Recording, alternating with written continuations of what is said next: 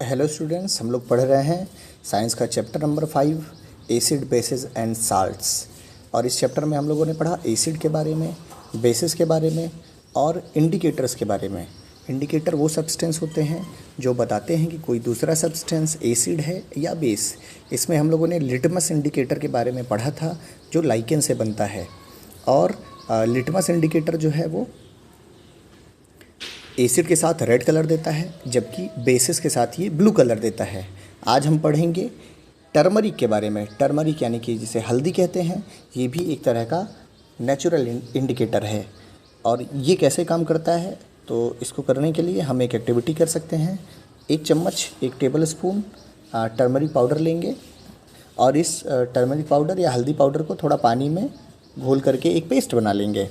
Paste बनाने के बाद क्या करेंगे कि इस टर्मरिक के जो पेस्ट है, ठीक है ना, उसको एक कागज़ पर उसको लगाएंगे या अप्लाई करेंगे उस पेस्ट को, ठीक है ना, और उसको फिर सुखा लेंगे। तो ये काम करेंगे, उस पेस्ट को एक कागज़ पर लगा करके और उसको सुखा लेंगे। अब इसकी पतली पतली पट्टियाँ निकालेंगे और अब क्या करना है कि एक सोप सॉल्यूशन बनाएंगे, यानी साबुन का एक सॉल्यूशन, एक घोल बनाएंगे और उस साबुन के सॉल्यूशन को कुछ बूंद जो है वो उस टर्मरिक पेपर पर डालेंगे, यानी कि उस पेपर पर जिस पर टर्मरिक लगा हुआ है उस पर डालेंगे। तो जनरली टर्मरिक का कलर येलो होता है और वो येलो कलर का पेपर होता है, लेकिन जब हम उस पर सोप सॉल्यूशन डालेंगे तो वो रेड कलर में चेंज हो जाएगा। तो अगर हम ध्यान से देखेंगे तो ये जो टर्मरिक है वो अपना कलर चेंज करेगा, यानी कि वो रेड कलर का हो जाएगा। और ऐसा क्यों होता है? ऐसा इसलिए होता है क्योंकि जो टर्मरिक है वो बेसिस के साथ रेड कलर देता है। हालांकि टर्मरिक जो है वो एसिड के साथ कोई कलर नहीं देता है, यानी वो येलो कलर का है तो येलो कलर का ही रहेगा, लेकिन ये केवल बेसिस के साथ अपना कलर चेंज करके रेड कलर का हो जाता है। तो जिन जिन चीज़ों में बेसिस पाए जाते हैं, यानी जो बेसिक नेचर की सब्सटेंस होते हैं, वो सभी उस टर्मरिक के सॉल्यूशन को या उस टर्मरिक वाले पेपर को वो रेड कलर में चेंज कर देंगे। जैसे कौन कौन से बेसिस हैं, तो जैसे एग्जांपल के लिए, जैसे अगर हम चूने का एक घोल बना लें या जिसे लाइम वाटर कह सकते हैं, तो उस चूने के घोल में अगर हम कुछ बूंदें अगर हम उसमें टर्मरिक सॉल्यूशन की डालेंगे तो टर्मरिक तो वो अपना कलर चेंज करके रेड कलर का हो जाएगा। आगे अब इसमें और भी देखते हैं कि यहाँ पर देखो, एक टर्मरिक पेपर ले करके और उस पर बेस से देखो डिज़ाइन बनाई जा रही है। और जैसे जैसे हम उस पर वो साबुन के घोल से कुछ लिखेंगे तो वो साबुन का घोल जो है वो उस जगह पर रेड कलर का मार्क बनाएगा या उस कलर को चेंज करके रेड कलर का कर देगा। तो ये आप ऐसे करके यूज़ करके अच्छे और सुंदर जो है वो ग्रीटिंग कार्ड्स बना सकते हैं। अपने घर में आप इसको ज़रूर ट्राई करिएगा। इसके अलावा अब अगला जो इंडिकेटर हमको देखना है वो है China rose as an indicator. तो चाइना रोज़ कैसे इंडिकेटर के रूप में काम करता है, इसके बारे में हमको जानना है। चाइना रोज़ यानी कि गुड़हल का फूल। तो गुड़हल के फूल की पंखुड़ियाँ जो होती हैं, उसके पेटल्स जो कलर्ड उसमें पार्ट होते हैं, उसको ले करके और उसको लेने के बाद क्या करना है, उसको एक बीकर में डालना है और उसमें कुछ गर्म पानी डालना है। इस मिक्सचर को थोड़ी देर तक रहने देना है जब तक ये मिक्सचर कलर्ड नहीं हो जाता, यानी जो वाटर का जो कलर हो जाएगा, वाटर में जब कलर आ जाएगा तो तब क्या करना है, उस कलर्ड वाटर को इस्तेमाल करना है एज एन इंडिकेटर। अब हम उसे चेक करेंगे कि कोई चीज़ एसिड है या बेस है, यानी वो भी एक तरह के इंडिकेटर में चेंज हो जाएगा। अब यहाँ पर देखो 3 जो है वो टेस्ट ट्यूब्स बने हुए हैं और इस टेस्ट ट्यूब में क्या है, ये देखो यहाँ पर बना हुआ है चाइना रोज़ का फ्लावर है, यानी इसी के मदद से इसको बनाया गया, इसलिए इसको सामने बना दिया गया है। अगर इसका जो हम कलर देखेंगे, जो जनरली जब इसको हॉट वाटर में डालते हैं तो हॉट वाटर, ये जो बीच का तुमको टेस्ट ट्यूब दिख रहा है, ये बीच वाला, इसका कलर कुछ ऐसा होता है। लेकिन जब हम इसमें एसिडिक चीज़ें मिलाते हैं, यानी अगर इसमें हम कोई एसिड डाल दें, नींबू का रस डाल सकते हैं या इसमें विनेगर यानी कि सिरका डाल सकते हैं, इस तरह कोई खट्टी चीज़ मिलाएंगे तो इसका कलर ऐसा डार्क रेड कलर का हो जाएगा या डार्क ब्राउन कलर का हो जाएगा, ठीक है ना। और अगर हम इसमें कुछ बेस यूज करते हैं, जैसे सोप वाटर साबुन का पानी या डिटर्जेंट का वाटर या फिर चूने का पानी जिसको हम लाइम वाटर कहते हैं, अगर वो इसमें डालेंगे तो ये ग्रीनिश यानी हरे रंग का हो जाएगा।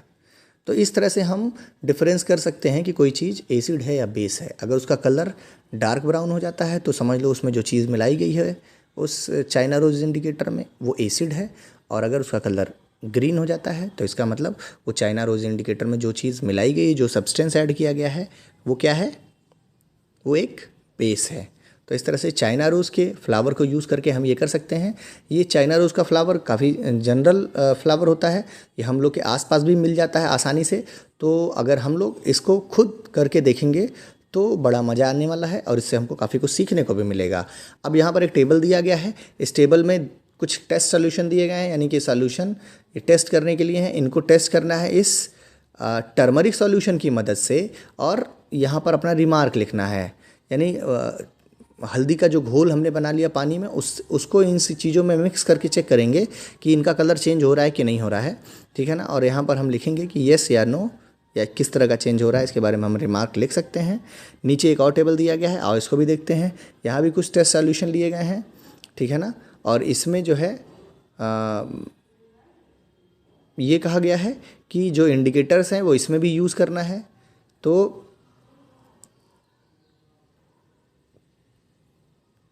जनरली और इसके बारे में ये करना है कि ये जो शैम्पू है, लेमन जूस है, सोडा वाटर है, सोडियम हाइड्रोजन सॉल्यूशन है, विनेगर है, शुगर सॉल्यूशन और कॉमन साल्ट सॉल्यूशन है, इनका पहले कलर कैसा था इस टेस्ट के पहले और बाद में कलर क्या हुआ। तो इन दोनों को भी जो ये नेचुरल इंडिकेटर्स हैं उनके साथ टेस्ट करना है, चाहे वो टर्मरिक का इंडिकेटर हो या फिर चाइना रोज इंडिकेटर हो। इन दोनों से हम इसको टेस्ट करेंगे और इनका पहले का कलर और बाद का कलर भी इसमें लिख सकते हैं। इससे हमको पता चलेगा कि किस तरह से कलर चेंज हो रहा है, शुरुआती कलर क्या था और बाद में कलर क्या था। तो इस तरह से हमने देखा कि इंडिकेटर जो है वो एसिड और बेसिस के साथ अपने कलर को चेंज करते हैं और इस तरह से वो इंडिकेट करते हैं कि कोई चीज़ एसिड है या बेस है, या किसी सब्सटेंस का नेचर एसिडिक है या बेसिक है। बेसिक होने पर वो ग्रीन हो जाते हैं, जनरली ग्रीन या ब्लू हो जाते हैं, और एसिडिक होने पर वो जनरली ब्राउन या रेड हो जाते हैं। तो इस तरह से इंडिकेटर बताते हैं। अब यहाँ पर एक और एक्टिविटी दी गई है और उसको भी देखते हैं। तो यहाँ लिखा गया है, टेबल दिया गया है 5.5, यहाँ नेम ऑफ द एसिड, कोई एसिड देकर उसका नाम लिखेंगे, लिटमस पेपर से टेस्ट करेंगे पेपर का कलर क्या हो, उसका कलर क्या हो जा रहा है लिटमस का। फिर यहाँ effect on turmeric paper, turmeric से रिएक्ट करके वो किस तरह का कलर चेंज करते हैं, और चाइना रोज सॉल्यूशन से, यानी एक ही एसिड का टेस्ट तीनों चीज़ों से कर रहे हैं और देखते हैं कि क्या होता है, वो क्या चेंज करता है, ठीक है ना। और इस तरह से और भी चीज़ें ले सकते हैं, केवल एसिड ही नहीं बल्कि देखो यहाँ पर क्या क्या चीज़ें दी गई हैं, hydrochloric acid, sulphuric acid, nitric acid, acetic acid, sodium hydroxide, ammonium hydroxide, calcium hydroxide, ये अलग अलग तरह के जो टेबल इसके पहले मैंने एक बार तुमको बताया था जिसमें बेसेस के बारे में दिया गया था। तो तुमको पता चलेगा कि जनरली जो हम लोग डेली यूज़ में कौन कौन से बेस यूज़ करते हैं उनमें से कोई बेस हम यूज़ कर सकते हैं और एसिड यूज़ कर सकते हैं इन सारे इंडिकेटर्स के साथ, ठीक है ना। तो ये तो हो गया एसिड और बेस के बारे में। यहाँ टेबल में दिया गया है कि क्या तुमको एसिड रेन के बारे में पता है। एसिड रेन क्या होती है, कभी तुमने सुना होगा अम्ल वर्षा या एसिड रेन। तो वो क्या होता है, तो वास्तव में क्या होता है कि कुछ ऐसी गैसेस हैं जो हमारे एटमॉस्फेयर में पाई जाती हैं, और जब बारिश होती है तो ये गैसेस जो हैं वो बारिश के पानी के साथ घुल करके एसिड बनाती हैं। कौन कौन सी है, जैसे कार्बन डाइऑक्साइड, सल्फ़र डाइऑक्साइड और नाइट्रोजन डाइऑक्साइड, ठीक है ना। तो होता क्या है कि ये आती कैसे हैं, तो जो पॉल्यूशन होता है, जो कुछ चीज़ों को जलाने से, प्लास्टिक को जलाने से और ऐसी चीज़ों को जलाने से ये जहरीली गैसें निकलती हैं और एटमॉस्फेयर में पहुंचती हैं।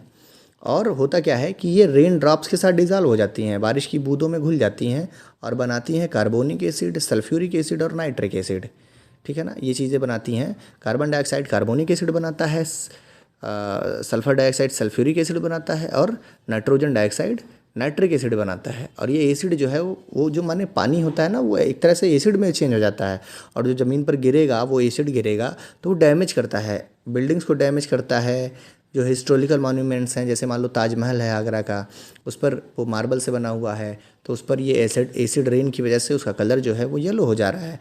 प्लांट के ऊपर जब ये गिरता है तो प्लांट्स भी मुरझा जाते हैं। एनिमल्स के ऊपर गिरता है तो अलग अलग तरह के स्किन से रिलेटेड प्रॉब्लम्स हो जाते हैं। तो इस तरह से ये जो एसिड होता है वो नुकसानदेह होता है लिविंग और नॉन लिविंग दोनों तरह की चीज़ों के लिए।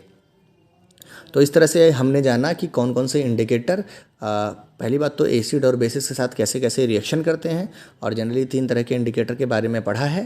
पहला इंडिकेटर जो तुम लोगों ने पढ़ा वो था लिटमस इंडिकेटर, दूसरा इंडिकेटर पढ़ा टर्मरिक इंडिकेटर, और तीसरा था चाइना रोज इंडिकेटर। तो इस तरह से तीनों इंडिकेटर्स कैसे करते हैं और ये एसिड रेन क्या होती है इसके बारे में हम लोगों ने जाना। अब इसके आगे हम लोग को जो पढ़ना है वो न्यूट्रलाइजेशन पढ़ना।